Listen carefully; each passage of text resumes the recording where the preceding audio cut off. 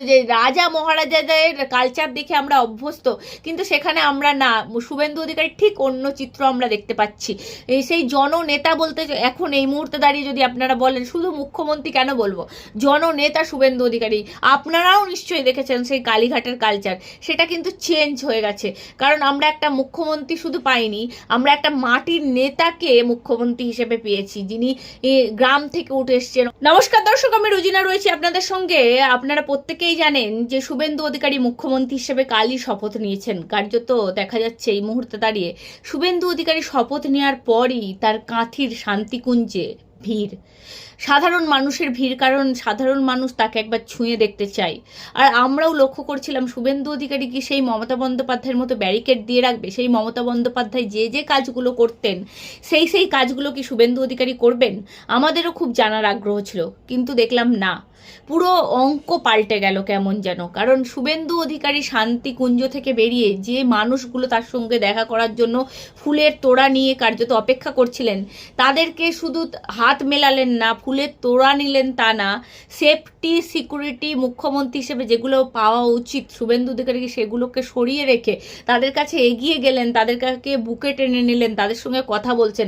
আমি বলছি, আমরা তো এরকমই মুখ্যমন্ত্রী চেয়েছিলাম, যিনি নিজেকে সিকিউরিটির ঘেরাটোপের মধ্যে না রেখে মানুষের সাথে মিশবে, মানুষের কথা শুনবে। জননেতা কাকে বলে বলুন তো? জননেত্রী বলতেন মমতা বন্দ্যোপাধ্যায়কে সবাই। কি করে বলতেন বলুন তো? যিনি গ্লাভস পরে মানুষের সাথে নাচতেন স্টেজে, তাকে কি জননেত্রী বলা চলে? তিনি কি মানুষের মধ্যে যেতেন? আপনাদের মনে হয়? কারণ মমতা বন্দ্যোপাধ্যায়কে আমরা দেখতাম তার কালীঘাটের বাইরে যেভাবে ব্যারিকেড থাকতো, মানুষজন চুনোপুটি পর্যন্ত গলতে পারতো না। কারণ সাধারণ মানুষ যেখানে বাড়ি, তাদের ওই কালীঘাটের কাছে যেখানে বাড়ি ছিল, সেখানে তাদের যাতায়াতের পথেও পুলিশ জিজ্ঞেস করতো কোথায় যাবেন, কি নিয়ে যাবেন, তাদের ব্যাগ পর্যন্ত চেক হতো, তারা বাজার করতে যেতে পারতেন না। এরকম একটা অসুবিধার মধ্যে মমতা বন্দ্যোপাধ্যায় কালীঘাটের মানুষকে রেখেছিলেন। কিন্তু শান্তিকুঞ্জে দেখুন, কাল থেকে মুখ্যমন্ত্রী হতেই একদম টোটাল অন্যরকম। শুভেন্দু অধিকারী নিজে বলেছেন আমার বাড়িতে কোনো ব্যারিকেড থাকবে না, একদম সাধারণভাবে পৌঁছে গেলেন, মানুষকে বুকে টেনে নিলেন, সেই পোশাক পরিচ্ছদ। মমতা বন্দ্যোপাধ্যায় বলুন তো, যখন মমতা বন্দ্যোপাধ্যায় বিরোধী নেত্রী থেকে মুখ্যমন্ত্রী হয়েছিলেন, আপনারা প্রত্যেকেই দেখেছিলেন মমতা বন্দ্যোপাধ্যায়ের ড্রেস আপ পুরো চেঞ্জ হয়ে গেছিল। আর শুভেন্দু অধিকারী বলুন তো, সেই পাঞ্জাবি, সেই একই রকম ড্রেস, যেরকম মানুষের সঙ্গে তিনি বিরোধী দলনেতা হিসেবে ছিলেন, একাত্ম হয়েছিলেন বিরোধী দলনেতা হিসেবে, সেই রকম ভাবেই শুভেন্দু অধিকারীকে দেখা গেল মানুষকে বুকে টেনে নিচ্ছেন, তাদেরকে জিজ্ঞাসা করছেন, তাদের সাথে কথা বলছেন যে তারা কেমন আছে, কি ব্যাপার। সেই আগের শুভেন্দু অধিকারী কিন্তু ধরা পড়লো। মুখ্যমন্ত্রী হিসেবে কোনো চেঞ্জ লক্ষ্য করিনি। কারণ আপনারা প্রত্যেকেই জানেন, আপনাদেরকে বলেছিলাম যে আমাদের এই মুহূর্তে দাঁড়িয়ে রোজিনা, আমার স্ট্যান্ডটা আপনাদেরকে বলেছিলাম যে সরকারের গঠনমূলক সমালোচনা করা।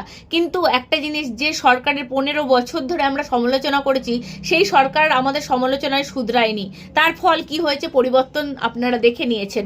কিন্তু শুভেন্দু অধিকারীকে আমরা যেভাবে দেখতে পাচ্ছি ডে টু ডে, কারণ মুখ্যমন্ত্রী হয়েছে মানুষের আগ্রহ, সবার আগ্রহ, কি করছেন তিনি, কোথায় যাচ্ছেন তিনি, কি কাজ করছেন, তো আমাদেরও সবার আগ্রহ তিনি কি কাজ করছেন, কোন কোন কাজের মধ্যে নিজেকে আবদ্ধ রাখছেন। এবং তিনি মমতা বন্দ্যোপাধ্যায়, অভিষেক বন্দ্যোপাধ্যায়দের মতন সেই রকম ভাবে, সেই যে পুলিশ চারদিকে ঘিরে থাকবে, একদম নিরাপত্তার ঘেরাটোপে, যেন কেউ তাদেরকে টার্গেট করে রেখেছে, এই রকম যে একটা জিনিস দেখে আমরা অভ্যস্ত, যে রাজা মহারাজাদের কালচার দেখে আমরা অভ্যস্ত, কিন্তু সেখানে আমরা না, শুভেন্দু অধিকারী ঠিক অন্য চিত্র আমরা দেখতে পাচ্ছি। সেই জননেতা বলতে এখন এই মুহূর্তে দাঁড়িয়ে যদি আপনারা বলেন, শুধু মুখ্যমন্ত্রী কেন বলবো, জননেতা শুভেন্দু অধিকারী। অসমে কিন্তু হেমন্ত বিশ্ব শর্মাকে আপনারা প্রত্যেকেই দেখেছেন। হেমন্ত বিশ্ব শর্মা মানুষের সঙ্গে নাচ গান করে, আবেগে মাতে, সাধারণ মানুষকে নিজের উত্তরীয় খুলে পরিয়ে দেয়। সবাই সেখানে মামা বলে তাকে, কারণ মুখ্যমন্ত্রী কেউ বলে না, মামা বলে, কারণ তার কার্যকলাপ, তার পরিচয় মানুষকে এতটাই একাত্ম করে নেয়। আমরা সত্যি কথা বলতে বলুন তো, কালীঘাটের যে কালচার আমরা দেখেছি দীর্ঘদিন ধরে, কালীঘাটের কালচার আপনারাও নিশ্চয়ই দেখেছেন, সেই কালীঘাটের কালচার, সেটা কিন্তু চেঞ্জ হয়ে গেছে। কারণ আমরা একটা মুখ্যমন্ত্রী শুধু পাইনি, আমরা একটা মাটির নেতাকে মুখ্যমন্ত্রী হিসেবে পেয়েছি, যিনি গ্রাম থেকে উঠে এসছেন। অনেকেই বলছেন জেলার নেতা, অনেক বছর পর কার্যত মুখ্যমন্ত্রী হলেন, সেটাই তিনি ধরে রেখেছেন। মানুষের কাছে এত সেফটি সিকিউরিটি, সবাই বলছে দাদা আসছে, দাদা আসছে, মানে গিয়ে শুধু হাত মেলানো নয়, তাকে বুকে জড়িয়ে ধরে রাখা, সেই যে শুভেন্দু অধিকারী যেভাবে আশ্বাস দিত মানুষকে, সেইভাবেই কিন্তু এখনো পর্যন্ত মুখ্যমন্ত্রী শুভেন্দু অধিকারী বলতে আমাদের একটু ঠেকছেই। কারণ কেন, আমরা এতদিন বিরোধী দলনেতা শুভেন্দু অধিকারী বলেছি। সত্যি দলনেতা বা জননেতা যেমন শুভেন্দু অধিকারী ছিল, সত্যি সেরকমই রয়েছে। মুখ্যমন্ত্রী হয়েছেন বটে, কিন্তু তার চাকচিক্য, তার পোশাক পরিচ্ছদ, শুভেন্দু অধিকারী দেখবেন আগেই বলেছিলেন তার নির্বাচনী তিনি যখন প্রচার করছিলেন যে আমি তো সোনার জিনিস কিছু পরি না, এই সমস্ত কিছুতে আমি ভালোবাসি না, এই একটা ড্রেস আমাকে দেখেছেন কোনো পাল্টে যেতে, কখনো দেখেছেন আমার পোশাক পরিচ্ছদে কোনো চেঞ্জ আসতে? সত্যি মুখ্যমন্ত্রী হিসেবেও তিনি কিন্তু সেটা ধরে রেখেছেন। এবার পরবর্তী ক্ষেত্রে কতটা কি হয় সেটা আমরা অবশ্যই আলোচনা করব, কিন্তু জননেতা, দরদি নেতা যেভাবে শুভেন্দু অধিকারী মুখ্যমন্ত্রী হিসেবে ধরা দিচ্ছে, সত্যি প্রশংসার যোগ্য। কারণ কেন, মুখ্যমন্ত্রী বাবা বিশাল ব্যাপার, সে তো নবান্ন 14 তলায় থাকে, তার সঙ্গে মানুষের যোগ, শুধু আমলাতন্ত্রের যোগ তার সঙ্গে, মানুষের তো দূরের কথা ছাড়ুন, মানুষের তো যোগই নেই, শুধু আমলাতন্ত্রের যোগ। তার চারিদিকে তার ভজনা গাওয়া লোক, চারিদিকে চটিচাটা বুদ্ধিজীবীদের ভিড়, তার মঞ্চের চারিদিকে অভিনেতা অভিনেত্রীদের ভিড়। কিন্তু এই শুভেন্দু অধিকারীকে দেখে আমাদের কোথাও আশার আলো জাগছে। সত্যি সে, তার কাছে কৃষকও যেমন যেতে পারবে, তার কাছে বড় বিজনেসম্যানও যেমন যেতে পারবে, সাধারণ মানুষও তেমন গামছা পরেও যেতে পারবে। কারণ কেন, গামছা গায়ে দিয়েও যেতে পারবে, তার গায়ে মাটির গন্ধ লেগে আছে। জেলার নেতা, কালকে অনেকেই বলছিল না জেলার নেতা, একটা জেলার নেতাকে মুখ্যমন্ত্রী হিসেবে পেয়েছে, কার্যত সে কিন্তু সেই মাটির গন্ধ তার গায়ে লেগে আছে।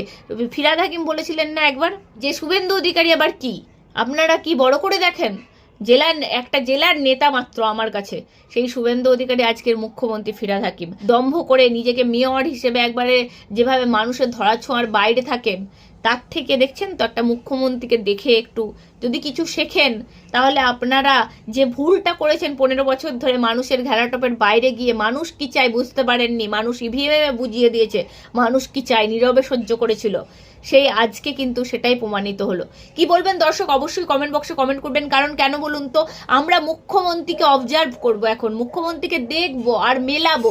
আগের মমতা শুভেন্দু অধিকারী, আগের মমতা শুভেন্দু অধিকারী, মুখ্যমন্ত্রী হিসেবে মমতা বন্দ্যোপাধ্যায় কেমন ছিল, শুভেন্দু অধিকারী মুখ্যমন্ত্রী হিসেবে কিরকম করছেন বা কি কি কাজকর্ম করছেন, কি কি কার্যকলাপ করছেন, তার ড্রেসিং সেন্স থেকে শুরু করে সমস্ত কিছু আলোচনা করব। কেন বলুন তো, সবাই অনেকেই সোনালী গুহ বলে না, মুখ্যমন্ত্রীর আলাদা তাঁতি থাকতো, আলাদা তাঁতে ওই শাড়ি, ওই জুতো, হাওয়াই চপ্পল দেখতেই, কিন্তু সেই হাওয়াই চপ্পলের যে কত দাম আপনারা ভাবতেই পারবেন না। তো সেই রকম কিছু পরিবর্তন আসে কিনা অবশ্যই আমরা লক্ষ্য করব। দর্শক আপনারা কমেন্ট বক্সে কমেন্ট করবেন। আজ দেখে মনটা জুড়িয়ে গেল, কারণ কেন, মানুষকে বুকে টেনে নেওয়ার জন্যই আমরা এই পরিবর্তন চেয়েছিলাম।